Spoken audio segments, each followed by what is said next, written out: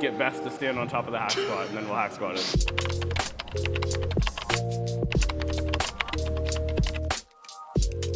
Just don't film my little shaker bottle over there. I got a little welfare shaker bottle. And the lid doesn't like stop.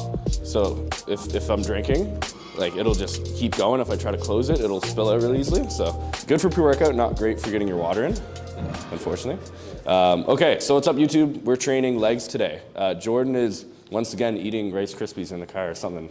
This is the third time that we've had this going on and he's still in the car.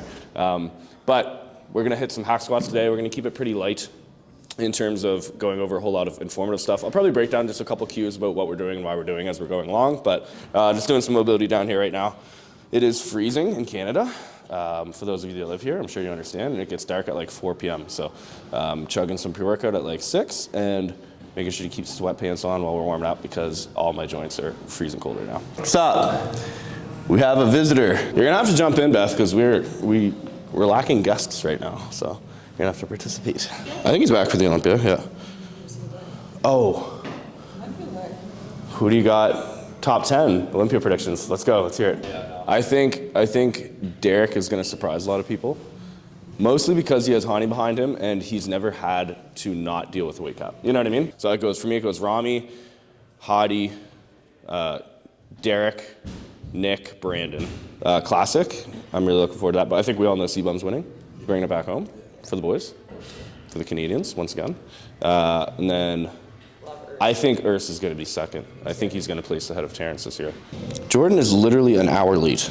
Jordan told me that Jordan thought Francisco said 8 a.m., but it was 8 p.m. So Jordan was in the car training, ready to train chest at like 6:30 in the morning, drinking pre-workout, and he showed up at Worlds and he found out Francisco said 8 p.m. and he was like, well, I guess I'm training anyways. Only one. How many? Oh, Uzo. They're a little cold. A little stale. A little frozen. Yeah, that's okay. I literally cut glass with this. Oh wow, those are hard. PR hack squat day or what? Yeah, I think so. Yeah. I might just do a challenge with Jordan just to see who can beat who on hack squats here, because he seems to think that he can out hack squat me, and you know, I mean, I hate to say that I kind of own that hack squat up there, but I'd like to think I do. So. All right. Just getting into this thing is a battle. Goodness gracious. All right, we're in. So starting off, doing a little bit more isolation work to open things up. I like to do, at least warm my hips up and my knees up before we get started with our big compound move of the day, which is gonna be a hack squat today. I'm gonna rip these sweatpants. I see it happening. Yeah, it's, I can feel the tension. That seam is looking a little compromised.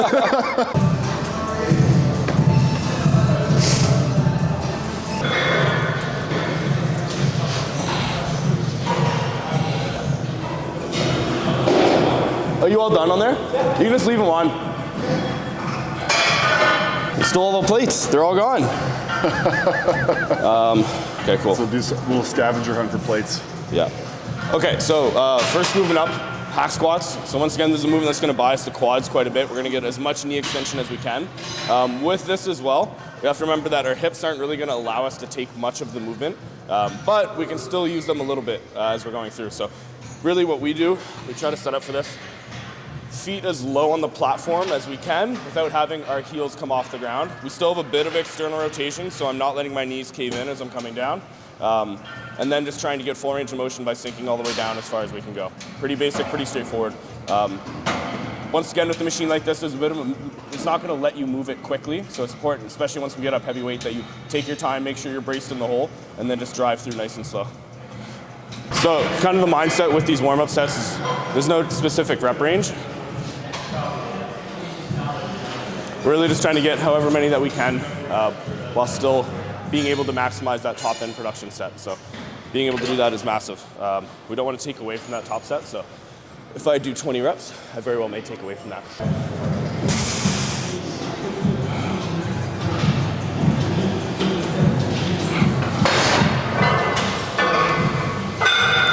Let's work up from there. We're doing 2 warm-up sets, 2 working sets. We may throw the bands on for the last working set. What are you training? I got back and that. Nice. No, really trying to kill yourself with the legs. Trying to get on your level, dude. You go through it. 7. With the bands. This guy can squat more than literally anybody here. What's your top squat? Like 660. Holy. Yeah. So But like, I cannot put that on my back. Alright, let's get it, bro. Yeah. We're gonna band this set as well too. So our 2 working sets. So people may ask why we're banding it from the bottom to the top rather than top to the bottom. Honestly, it's pretty, we're kind of splitting hairs at that point, from the top to the bottom, both of which are gonna have the weight be heavier at the top and lighter at the bottom. Here, we're still being able to maximize our load. So realistically, with me and Jordan, if we were to go from the top down, we actually may run out of room on this because we're gonna make it a whole lot easier at the bottom. We're gonna have to use more plates. If I can use less plates and just make it more difficult, then I'd rather do that, right? As well with this, I find it helps the joints stack a little bit better. So for me, I don't get any kind of knee pain or any kind of knee tweak when I have the band pulling me down. I think part of that's just to do to the force pulling you down and almost forcing your joints to align the whole time. If I come out of that hole really quick and I don't have the bands there, my knee can unstack a whole lot easier without having that force pull me back down. So better alignment, better force production, better top end set. But it teaches you to be a lot more explosive, and it'll teach you to have that speed and train that speed coming out of the concentric, out of the hole. So.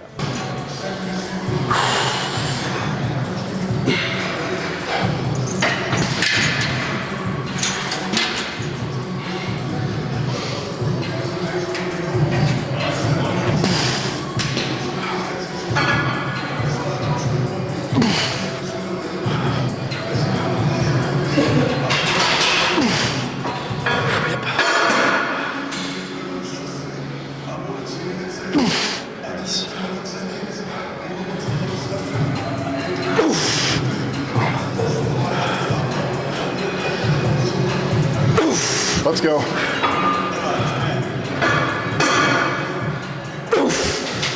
Yep. You're in it. All right. 3 more.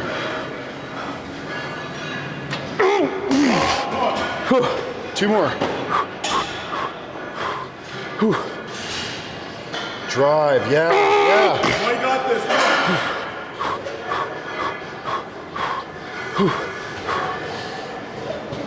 Let's go. Push it. Push it. Push it. Push it. Push it.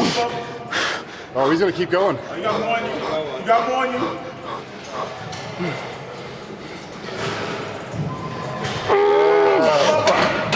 There you go. Fuck, man. Damn, that's good shit. I thought I could get through the wall on that last one. No. Push this up. 1 sec.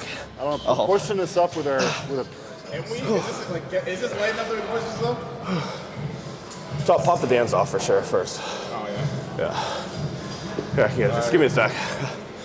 He's gonna try to press this out of the pocket. See, Donnie can bicep curl this, dude. I can't get grip. Not a chance. We just destroyed ourselves in half, so. Oops, wrong way. So I think that's one thing that's missing in a lot of people's plans for legs, especially for quads, or lunges, or some sort of single leg work. Not only do you have the benefit of training the hips, the knees, and the ankles through full range of motion and full extension, but on top of that, you get to isolate each leg one at a time. So the transferability and the crossover from a lunge to every other leg exercise is huge. On top of that, I think the higher kind of hip flexors and hip lines, a lot of that comes from deep range of motion, which once again, lunges really benefit from. So you can do a walking lunge, a split squat, reverse lunge, reverse deficit lunge, especially if you're trying to do some glutes.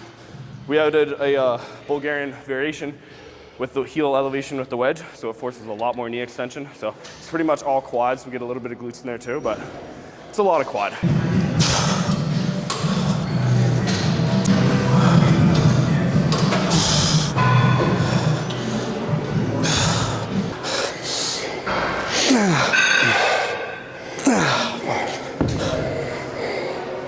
Fuck, man.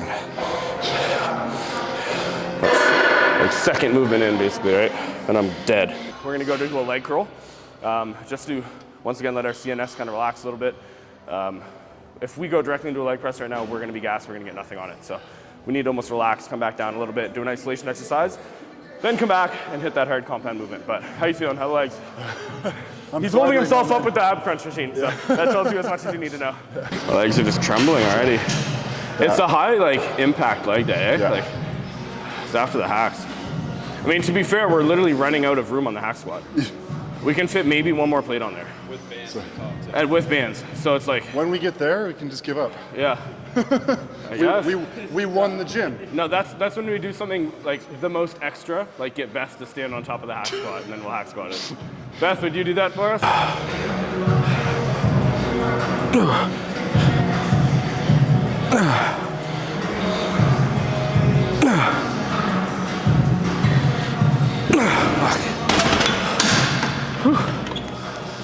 I'm just happy my quads aren't feeling it right now. We go right to 6? Or do 5.5? I might not jump to 6. Do 5.5. I'm feeling kind of tanked myself. Yeah, but yeah. The way I look at it is there's two hard sets left of the whole day. Yeah. You know what I mean? Yeah. This is gonna be one of them. Yeah. So I think 5.5, and then we'll see what after. Go for me at least.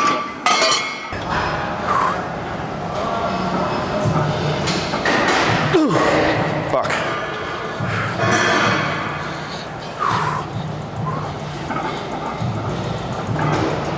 Come on.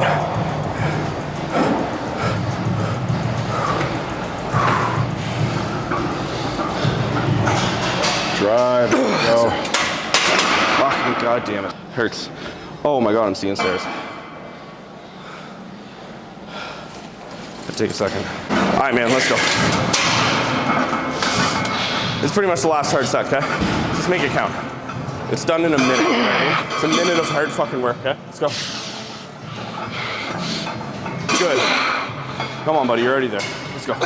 Sink that, sink that, sink that. One at a time now, okay? Harness it and spring it. Let's go. Good. Come on. Little bounce at the bottom, pull yourself down, spring it. Let's go. Good. Come on. Keep coming, keep coming. Let's go, Jay. I'm here. Let's go. Yes. Good.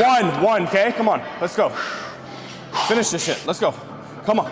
Spring out. Drive, drive, drive, drive. There you go. Attaboy. Good fucking set. Yeah, I'm so tanked. Yeah, good shit. I think that's an important thing to note as well too, is like on a very low volume leg day like today, there's a good chance you're not gonna be able to progress every single movement. Kind of just take it where you can. So there are days where I come in here, I can do seven plates aside on leg press. Yeah. And like, for someone that's sitting there in the logbook marking this down, this would drive them fucking nuts. They'd be like, no, I have to do 7. If I do 7 and I get 5 instead of 12, what was the purpose of that set? It did nothing for me, right? Especially at this point in the workout. Understanding that like strength is not gonna be a strong suit when we've already completely emptied our gas tank, right? So. We delegated that strength in the right direction, though. Yeah, and we put it into hack. Yeah. And those Bulgarians were. Exactly, a lot. They tanked us, yeah. And I don't think there's anything necessarily inherently wrong with logbooking, but I think for a lot of people, they can get so tied into having to beat that number and not being able to make adjustments out of it. And I think we'd be foolish to think that our bodies are that consistent. And I think it's good to work towards that consistency, but you know, if I logbooked for a bit and I found that it was so neurotic that even if I missed a rep on my second warm-up set for my 4th movement, you know, that it would just fucking drive me crazy. And then I would dwell on it, right? I'd sit there and I'd dwell on it. This is more of just a total effort thing. We're putting all of our effort we can into each set, but there's a rep range and a certain stimulus that we want to get out of it. If we're doing 5 rep sets at the end of our fucking workout, there's a point of diminishing returns at that point, right? Oh, fuck, Jesus, okay. All right, you're in it. Drive.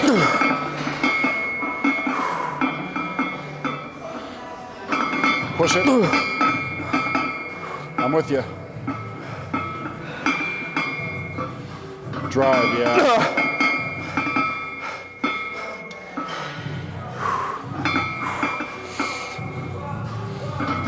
Let's go, nice, nice, nice.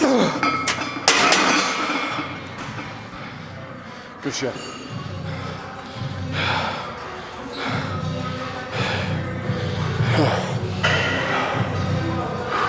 I feel like I'm just melting into the floor.